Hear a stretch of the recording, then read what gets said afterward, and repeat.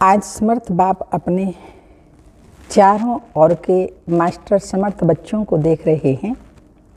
एक है सदा समर्थ और दूसरे हैं कभी समर्थ, कभी व्यर्थ की तरफ ना चाहते भी आकर्षित हो जाते हैं, क्योंकि जहाँ समर्थ स्थिति है वहाँ व्यर्थ हो नहीं सकता, संकल्प भी व्यर्थ नहीं उत्पन्न हो सकता।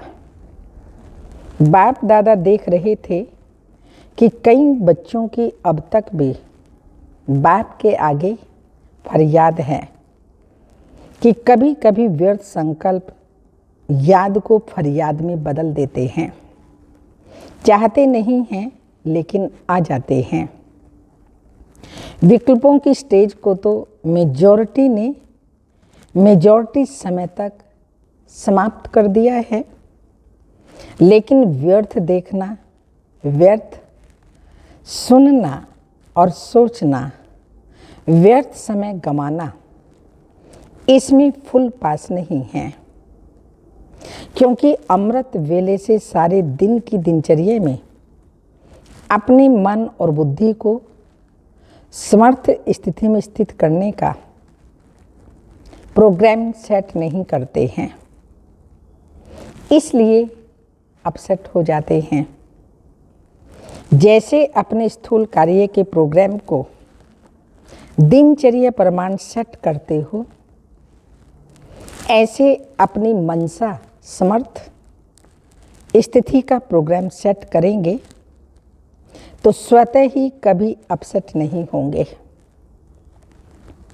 जितना अपने मन को समर्थ संकल्पों में बिजी रखेंगे तो मन को अपसेट होने का समय ही नहीं मिलेगा।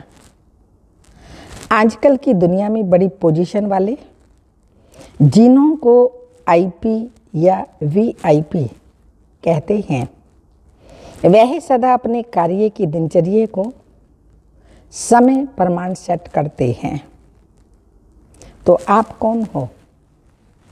वह भले वीआईपी हैं, लेकिन सारे विश्व में ईश्वरीय संतान के नाते, ब्राह्मण जीवन के नाते आप कितनी भी वी आगे लगा दो तो भी कम है, क्योंकि आपके आधार पर विश्व परिवर्तन होता है। आप विश्व के नव निर्माण के आधार मूर्त हो, बेहद के ड्रामा अंदर हीरो एक्टर हो और हीरे तुल्य जीवन वाले हो। तो कितने बड़े हुए, सोचो जरा, आप कितने बड़े हुए। यह शुद्ध नशा समर्थ बनाता है और देह अभिमान का नशा नीचे ले आता है। आपका आत्मिक रूहानी नशा है, इसलिए नीचे नहीं ले आता, सदा ऊंची उड़ती कला की ओर ले जाता है। तो व्यर्थ तरफ आकर्षित होने का कारण है अपने मन बुद्धि की दिनचर्या सेट नहीं करते हो। मन को बिजी रखने की कला संपूर्ण रीति से सदा यूज नहीं करते हो। ये कारण है व्यर्थ तरफ बुद्धि चले जाना, मन का भटक जाना, व्यर्थ चलना।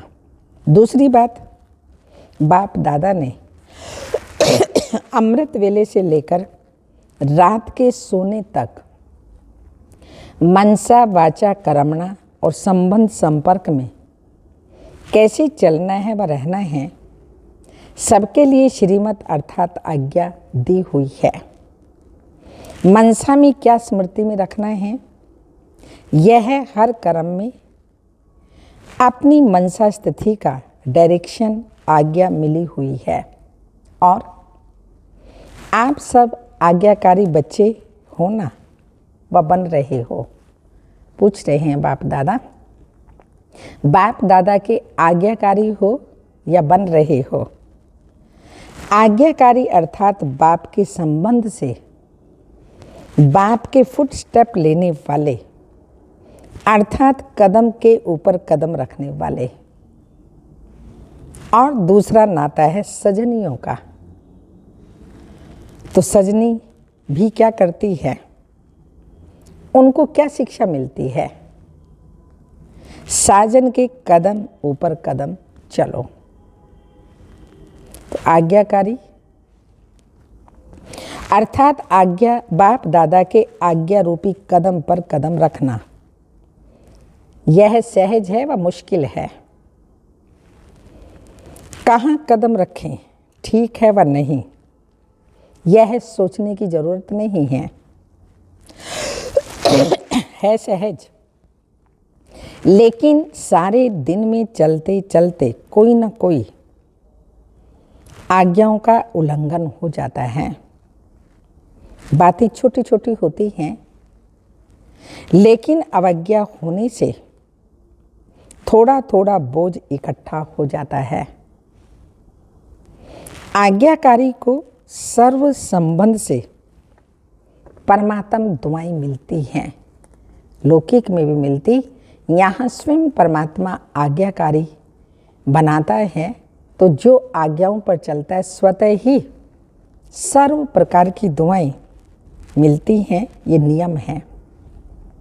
साधारण रीति से भी कोई किसी मनुष्य आत्मा के डायरेक्शन प्रमाण हाँ जी कहकर के कार्य करते हैं, तो जिसका कार्य करते उसके द्वारा उनके मन से उनको दुआएं जरूर मिलती हैं।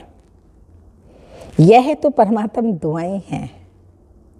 परमात्म दुआओं के कारण आज्ञाकारी आत्मा सदा डबल लाइट उड़ती कला वाली होती है। साथ साथ आज्ञाकारी आत्मा को आज्ञा पालन करने के रिटर्न में बाप द्वारा विल पावर विशेष वरदान के रूप में, वर्षे के रूप में मिलती है। बाप सब पावर्स विल में बच्चे को दे देते हैं, इसलिए सर्व पावर्स सहज प्राप्त हो जाती हैं। तो ऐसे विल पावर प्राप्त करने वाली आज्ञाकारी आत्मा वर्षा वरदान और दुआएं, आज्ञाकारी आत्मा को वर्षा वरदान और दुआएं ये सब प्राप्तियां कर लेती हैं, जिस कारण सदा खुशी में नाचते हैं, वाह वाह के गीत गाते उड़ते रहते हैं, क्योंकि उनका हर कर्म उनको प्रत्यक्ष फल प्राप्त कराता है। तो कर्म है बीज। जब बीज शक्तिशाली है तो फल भी, बीज शक्तिशाली है तो फल भी ऐसा ही मिलेगा ना। तो हर कर्म का प्रत्यक्ष फल बिना मेहनत के स्वतः ही प्राप्त होता है। जैसे फल की शक्ति से शरीर शक्तिशाली रहता है, स्थूल में भी फल खाते हैं तो शरीर शक्तिशाली रहता है, ऐसे कर्म के प्रत्यक्ष फल की प्राप्ति कारण आत्मा सदा समर्थ रहती है। तो सदा समर्थ रहने का दूसरा आधार है सदा और स्वतः आज्ञाकारी बनना। ऐसी समर्थ आत्मा सदा सहज उड़ते हुए अपनी संपूर्ण मंजिल बाप के समीप स्थिति को प्राप्त करती है। तो व्यर्थ तरफ आकर्षित होने का कारण है, व्यर्थ तरफ बुद्धि जाती है, आकर्षित होते हैं। कारण क्या बताया बाबा ने? अवज्ञा। बड़ी बड़ी अवज्ञाएं नहीं करते, छोटी छोटी हो जाती हैं। सूक्ष्म में भी छोटी छोटी अवज्ञाएं जिनका मालूम भी नहीं पड़ता है, वो अवज्ञाएं सारा दिन में कितनी होती हैं वो बाबा बता रहे हैं। जैसे मुख्य पहली आज्ञा है पवित्र बनो, कामजीत बनो। इस आज्ञा को पालन करने में मेजॉरिटी पास हो जाते हैं। भोली भोली माताएं भी इसमें पास हो जाती हैं। जो बात दुनिया असंभव समझती उसमें पास हो जाते, लेकिन उनका दूसरा भाई काम विकार का दूसरा भाई क्रोध, उसमें कभी कभी आधा फेल हो जाते हैं। फिर होशियार भी बहुत हैं, बच्चे इतने होशियार बन गए तो होशियार भी बहुत हैं। कई बच्चे कहते हैं क्रोध नहीं किया, लेकिन थोड़ा रोब तो दिखाना ही पड़ता है ना। बच्चों को या किसी को भी रोब तो दिखाना ही पड़ता है ना, ऐसा बोलते हैं। क्रोध नहीं आता, थोड़ा रोब रखता हूँ। जब असंभव को संभव कर लिया, यह तो उसका छोटा भाई है क्रोध, तो बाबा कहते उसे नहीं छोड़ सकते, ये तो छोटा भाई है, तो इसको आज्ञा कहेंगे व अवज्ञा। थोड़ा भी कर लिया क्रोध, अंश मात्र भी रह गया, वंश तो पैदा होगा ना। तो बाबा ने कहा जो असंभव बात है, पवित्र रहना, काम विकार को जीतना, उसको जीत लिया, मगर छोटा भाई उसको नहीं जीत सकते। अगर थोड़ा भी आता है तो, लेकिन बाबा की अवज्ञा हुई ना। इससे भी छोटी अवज्ञा, और छोटी अवज्ञा कौन सी करते हैं? हम सभी ब्राह्मण बच्चे इस बात को भी अंडरलाइन करेंगे। अमृत बेले का नियम आधा पालन करते हो, उठ कर के बैठ तो जाते हो, लेकिन जैसे बाप की आज्ञा है उस विधि से सिद्धि को प्राप्त करते हो। शक्तिशाली स्थिति होती है। स्वीट साइलेंस के साथ साथ निद्रा की साइलेंस भी मिक्स हो जाती है। बाप दादा अगर हरेक को अपने सप्ताह की टीवी दिखाएं तो बहुत मज़ा आएगा देखने में। तो आधी आज्ञा मानते हो, नेमिनाथ बनते हो, लेकिन सिद्धि स्वरूप नहीं बनते हो। इसको क्या कहेंगे? ऐसी छोटी छोटी अवज्ञाएं हैं। जैसे आज्ञा है, हाँ, ये बाबा छोटी छोटी आज्ञाएं देता है, इनकी अवज्ञाएं कर देते हैं। तो पहली बाबा ने कहा क्रोध और दूसरी कहा अमृत बेला, नेमिनाथ बन जाते हैं, लेकिन जो पावरफुल अमृत बेला होना चाहिए, जिससे सिद्धि प्राप्त होनी चाहिए, वो नहीं हो पाता। तो छोटी छोटी आज्ञाएं हैं। जैसे आज्ञा है किसी भी आत्मा को न दुख दो न दुख लो, इसमें भी दुख देते नहीं हो, लेकिन ले लेते हो।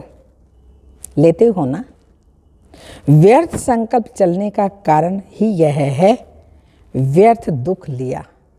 आज्ञा है बाबा की दुख नहीं लेना है, तो नहीं देना, ये तो आज्ञा मान लेते हैं, लेकिन दुख ले लेते हैं। सुन लिया तो दुखी हुए, सुनी हुई बात ना चाहते भी मन में चलती है। यह क्यों कहा, यह ठीक नहीं कहा, यह नहीं होना चाहिए, आदि आदि। व्यर्थ सुनने देखने की आदत मन को 63 जन्मों से है, इसलिए अभी भी उस तरफ आकर्षित हो जाते हो। छोटी छोटी अवज्ञाएं मन को भारी बना देती हैं, और भारी होने के कारण ऊंची स्थिति की तरफ उड़ नहीं सकते। ऐसे इस जन्म की जैसे पिछले जन्मों के पाप कर्म बोझ के कारण आत्मा को उड़ने नहीं देते, ऐसे इस जन्म की छोटी छोटी अवज्ञाओं का बोझ जैसा स्थिति बनाना चाहते हो, वैसी अनुभव करने नहीं देता। तो ब्राह्मणों की चाल बहुत अच्छी है। बाप दादा पूछते हैं कैसे हो, तो सभी कहेंगे बहुत अच्छे हैं, ठीक हैं। फिर जब पूछते हैं जैसी स्थिति होनी चाहिए वैसी है, तो चुप हो जाते हैं। हम इस कारण यह अवज्ञाओं का बोझ सदा समर्थ बनने नहीं देता। तो आज यही स्लोगन याद रखना। कौन सा? ना व्यर्थ सोचो, ना देखो, ना व्यर्थ सुनो, और ना व्यर्थ बोलो। ना व्यर्थ कर्म में समय गमाओ, आप बुराई से तो पार हो गए, अब ऐसे आज्ञाकारी चरित्र का चित्र बनाओ। इसको कहते हैं सदा समर्थ आत्मा। समर्थ आत्मा की परिभाषा क्या है वो बाबा ने सारी क्लियर की। तो अभी बाबा टीचर्स से पूछ रहे हैं, सभी टीचर्स आर्टिस्ट हो, चित्र बनाना आता है, अपना श्रेष्ठ चरित्र का चित्र बनाना आता है ना? तो बड़े चित्रकार वही हैं जो हर कदम में चरित्र का चित्र बनाते रहते हैं। इसी चरित्र का चित्र बनाने के कारण ही आपके जड़ चित्र आधा कल्प चलते हैं। तो टीचर्स अर्थात बड़े चित्रकार हैं। अपना भी चित्र बनाते और अन्य आत्माओं को भी चित्रकार बना देते हो। औरों के भी श्रेष्ठ चरित्र बनाने के निमित्त टीचर्स हो। यहाँ पर संगम युग पर बाबा श्रेष्ठ चरित्र बनाते हैं, वही हमारा चित्र आधा कल्प चलता है। ये चरित्र ही फिर भक्ति मार्ग में पूजे जाते हैं। तो बाबा ने कहा, ना केवल आप अपना चरित्र बनाते हैं लेकिन औरों का भी बनाते हो, तो आप सबसे बड़े चित्रकार हो गए। तो औरों के भी चरित्र श्रेष्ठ बनाने के निमित्त टीचर्स हो, इसी में बिजी रहते हो ना, फुल बिजी रहो। एक सेकंड भी मन बुद्धि को फुर्सत में रखा तो व्यर्थ संकल्प अपनी तरफ आकर्षित कर लेंगे। सुनाया ना, सेवा का प्रत्यक्ष फल सदा प्राप्त हो, यही निशानी है कौन सी? सदा आज्ञाकारी आत्मा होकर के रहें। कभी सेवा का फल प्रत्यक्ष मिलता है और कभी नहीं मिलता। इसका कारण कोई ना कोई अवज्ञा होती है। टीचर्स अर्थात अमृत वेले से लेकर रात तक हर आज्ञा के कदम पर कदम रखने वाले ऐसी टीचर्स हो, वह कभी कभी अलबेलापन आ जाता है। अलबेलापन नहीं बनना, कभी भी अलबेला नहीं बनना। जिम्मेवारी के ताजधारी हो, कभी ताज भारी लगता है, उतार देते हो क्या? आप उतारने वाले तो नहीं होना। सदा आज्ञाकारी माना, सदा जिम्मेवारी के ताजधारी। टीचर्स तो सब हैं, लेकिन इसको कहते हैं योग्य टीचर, योगी टीचर। जो जिम्मेवारी का ताज है वो सदा रहे और जो बाबा की आज्ञाएं हैं उन पर चलते रहें, वो है योग्य टीचर अर्थात योगी टीचर। टीचर्स कभी कंप्लेन नहीं कर सकते, औरों को कंप्लीट करने वाली हो, कंप्लेन करने वाली नहीं। कभी ऐसे पत्र तो नहीं लिखती हो ना, क्या करें, हो गया, होना तो नहीं चाहिए था, वह तो समाप्त हो गया ना। सुनाया था, पत्र लिखो जरूर, मधुबन में पत्र जरूर भेजो, परंतु जरूर पत्र भेजो, परंतु मैं सदा ओके हूँ। बस जास्ती कुछ नहीं लिखने का, कंप्लेंट आदि, पर मैं सदा ओके हूँ। बस यह 2 लाइन लिखो। पढ़ने वालों को भी टाइम नहीं, फिर कंप्लेन करते कि पत्र का उत्तर नहीं आया। टाइम ही नहीं है, इतना सारा फालतू कैसे पढ़ेंगे, ओके लिखो। तो बाप दादा रोज बच्चों को आंसर देता है मुरली में, रोज बच्चों को याद प्यार देता है, जितने भी बच्चे सबको, और हम भी बाप दादा को याद प्यार देते हैं। तो यही पत्र बाप दादा का, जो हम पत्र लिखते हैं, वो आंसर हैं। तो वास्तव में आप सबके पत्रों का उत्तर बाप दादा रोज की मुरली में देता ही है। आप लिखेंगे ओके, और बाप दादा ओके के रिटर्न में कहते हैं याद प्यार और नमस्ते। ये बाबा का जो हम पत्र लिखते हैं उसका रिटर्न। तो यह रिस्पॉन्स हुआ। समय को भी बचाना है ना, सेवा समाचार भी शॉर्ट में लिखो। तो समय की भी इकोनॉमी, कागज़ की भी इकोनॉमी, पोस्ट की भी इकोनॉमी हो सकती है ना। ये सब चाहिए तो हम इकोनॉमी कर सकते हैं ना। पत्र 3 पेज में भी लिखा जा सकता है। कोई को विस्तार से लिखने का डायरेक्शन मिलता है तो भल लिखो, लेकिन 2 लाइन में भी अपनी गलती की क्षमा ले सकते हो, छिपाओ नहीं, लेकिन शॉर्ट में लिखो। कितने पत्र लिखते हैं जिनका कोई सार नहीं होता। बाप को कहो मेरा ये काम कर लो, मेरे को ठीक कर दो, मेरा धंधा ठीक कर दो, मेरी पत्नी को ठीक कर दो, आदि आदि। ऐसे पत्र एक बार नहीं 10 बार भेजते हैं। वैसे भी कहा जाता है इशारे से समझे। देवता कहने से करते हैं तो मनुष्य कहने से भी नहीं करें तो डस डस। शिव बाबा बार बार लिखना तो बाबा को क्या बना दिया, मनुष्य बना दिया ना। बाबा तो हर रोज़ पत्रों में जो हम लिखते हैं बाबा को, तो मुरली में सब जवाब दे देते हैं। अगर हम इतना ध्यान से, एकाग्रता से मुरली सुने तो अनुभव ये कहता है बाबा सब बातों का जवाब मुरली में दे देता है।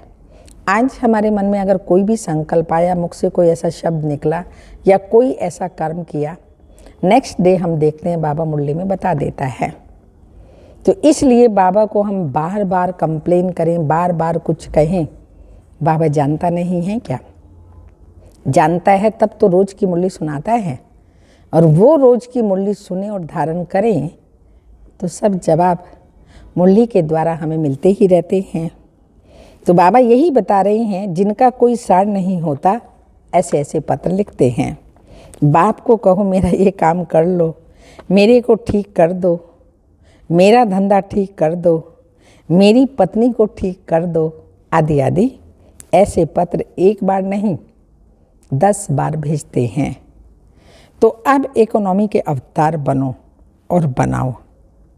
सभी को यह मेला अच्छा लगता है ना। दुनिया वाले कहते 2 दिन का मेला है और आपका 4 दिन का मेला। मधुबन में जाते हैं, ढेर भाई बहन मिलते हैं, बाबा से मिलन मनाने जाते हैं, तो बाप और बच्चों का, आपस में भाई बहनों का ये मेला 4 दिन का होता है। सभी को पसंद है ना यह मेला। बाप दादा कह रहे सभी को पसंद है ना यह मेला। अच्छा, अव्यक्त बाप दादा की जोन वाइज बच्चों से मुलाकात, उसमें भी विशेष बॉम्बे और गुजरात ग्रुप। बेहद बाप के अर्थात बेहद के मालिक के बालिक हैं, ऐसा समझते हो। बालक सो मालिक होता है, इसलिए बाप दादा बच्चों को मालिकम सलाम कहते हैं। बेहद के बाप, बेहद के वर्षे के बालक सो मालिक हो। तो बेहद के वर्षे की खुशी भी बेहद की ही होगी ना। बाप बच्चों को अपने से भी आगे रखते हैं। विश्व के राज्य का अधिकारी बच्चों को बनाते हैं, खुद तो नहीं बनते। तो वर्तमान और भविष्य दोनों अधिकार मिल गए और दोनों ही बेहद हैं। सतयुग में भी हदें नहीं होंगी ना भाषा की, ना रंग की, ना देश की, कोई प्रकार का भेदभाव वहाँ नहीं होगा। यहाँ तो देखो कितनी हदें हैं। बेहद के आकाश को भी हदों में बांट दिया, वहाँ कोई हद होती ही नहीं। तो बेहद का राज्य भाग्य हो गया ना। जो बाबा बच्चों को राज्य भाग्य देते हैं भविष्य सतयुग में, तो बेहद का हो गया ना।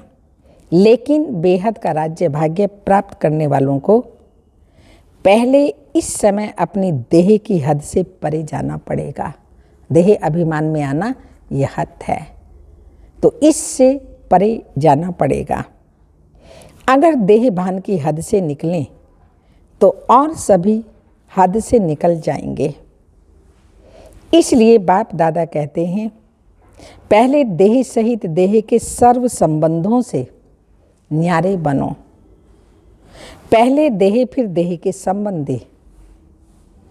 तो इस देह के भान की हद से निकले हो? पूछें अपने आप से, देह भान की हद से निकले हो? क्योंकि देह की हद कभी भी ऊपर नहीं ले जाएगी। देह मिट्टी है, मिट्टी सदा भारी होती है। कोई भी चीज मिट्टी की होगी तो भारी होगी ना। यह देह तो पुरानी मिट्टी है, इसमें फंसने से क्या मिलेगा? कुछ भी नहीं। तो सदा यह नशा रखो कि बेहद बाप और बेहद वर्षे का बालक सो मालिक हो। जब बालक बनना है तो उस समय मालिक नहीं बनो, और जब मालिक बनना है उस समय बालिक नहीं बनो। जब कोई राय देनी है, प्लान सोचना है, कुछ कार्य करना है तो मालिक होकर करो। लेकिन जब मेजॉरिटी द्वारा या निमित्त बने आत्माओं के द्वारा कोई भी बात फाइनल हो जाती है तो उस समय बालक बन जाओ, उस समय मालिक नहीं बनो। मेरा ही विचार ठीक है, मेरा ही प्लान ठीक है, नहीं, उस समय मालिक नहीं बनो। किस समय राय बहादुर बनना है और किस समय राय मानने वाला बनना है, जिसको यह तरीका आ जाता है तो वह नीचे ऊपर नहीं होता। वह पुरुषार्थ और सेवा में सफल रहता है, अपने को मोल्ड कर सकता है, अपने को झुका सकता है। झुकने वाले को सदैव ही सेवा का फल मिलता है और अपने अभिमान में रहने वाले को सेवा का फल नहीं मिलता। भले सेवा भी करें लेकिन जो फल मिलना चाहिए वह नहीं मिलता। तो सफलता की विधि है बालक सो मालिक। समय पर बालक बनना, समय पर मालिक बनना, यह विधि आती है। अगर छोटी सी बात को बालक के समय मालिक बनकर सिद्ध करेंगे तो मेहनत ज़्यादा और फल कम मिलेगा। और जो विधि को जानते हैं समय प्रमाण, उसको मेहनत कम और फल ज़्यादा मिलता है। वह सदा मुस्कुराता रहेगा, स्वयं भी खुश रहेगा और दूसरों को देख करके भी खुश होगा। सिर्फ मैं बड़ा खुश रहता हूँ यह नहीं, लेकिन खुश करना भी है, खुश रहना भी है, तब राजा बनेंगे। तो अपने को मोल्ड करेंगे तो गोल्डन एज का अधिकार जरूर मिलेगा। अच्छा, ऐसे चारों ओर के समर्थ आत्माओं को सदा हर कदम में आज्ञाकारी रहने वाले, आज्ञाकारी बच्चों को सदा व्यर्थ को समर्थ में परिवर्तन करने वाले, विश्व परिवर्तक आत्माओं को सदा अपने चरित्र के चित्रकार बच्चों को समर्थ बाप दादा का याद प्यार। Good morning, diamond morning. रूहानी बाप की रूहानी बच्चों को नमस्ते। हम रूहानी बच्चों की रूहानी माता पिता बाप दादा को याद प्यार। गुड मॉर्निंग, डायमंड मॉर्निंग, ओम नमस्ते। वरदान है, स्थूल और सूक्ष्म दोनों रीति से स्वयं को बिजी रखने वाले मायाजीत विजयी भव। स्थूल सूक्ष्म दोनों रीति से स्वयं को बिजी रखने वाले मायाजीत विजयी भव। स्वयं को सेवाधारी समझ अपनी रुचि उमंग से सेवा में बिजी रहो तो माया को चांस नहीं मिलेगा। जब संकल्प से बुद्धि से चाहे स्थूल कर्मणा से फ्री रहते हो तो माया चांस ले लेती है। लेकिन स्थूल और सूक्ष्म दोनों ही रीति से खुशी खुशी से सेवा में बिजी रहो तो खुशी के कारण माया सामना करने का साहस नहीं रख सकती। इसलिए स्वयं ही टीचर मन बुद्धि को बिजी रखने का डेली प्रोग्राम बनाओ तो माया जीत और विजयी बन जाएंगे। स्लोगन, निश्चय और फलक से कहो बाबा मेरे साथ है। निश्चय और फलक से कहो बाबा मेरे साथ है, तो माया समीप आ नहीं सकती। आज का तपस्या का पॉइंट है, अब सेवा के कर्म के भी बंधन में नहीं आओ। हमारा स्थान, हमारी सेवा, हमारे स्टूडेंट, हमारी सहयोगी आत्माएं, यह भी सेवा का कर्म बंधन है। इस कर्म बंधन से कर्मातीत, तो कर्मातीत बनना है, और यह वही है, यही सब कुछ है। यह महसूसता दिलाए आत्माओं को समीप ठिकाने पर लाना है। ओम शांति।